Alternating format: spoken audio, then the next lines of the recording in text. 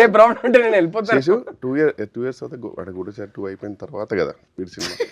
అప్పటికి కూడా గూఢచారి 2 year ఎండ్కి release అవుతుంది. అదే రా గూఢచారి అరే, 2 అయిపోయిన చెప్పేరా? తర్వాత కదా, తర్వాత టైం పడుతుంటే చెప్పారా?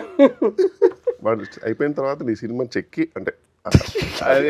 స్క్రిప్ట్ చెక్కి అదే కదా. తర్వాత వాడు అప్రూవ్ ఇచ్చే టైంకి నాకు తెలుసు అప్పటికి నువ్వు ఇంకా గర్ల్ ఫ్రెండ్ అవార్డు తీసుకుని ఉంటావు అప్పటికి కంటిన్యూస్ గా. సారీ చెన్నై మ్యాటర్ చెప్పి అదే మొన్న నీకు ఫోన్ చేస్తే నువ్వు ఢిల్లీలో ఉండే శ్రీధర్ రాఘవన్తో శ్రీరామ్ రాఘవన్తో నువ్వు లంచ్లో ఉన్నా, నేను బిజీ ఉన్నా, తర్వాత మాట్లాడుతాను.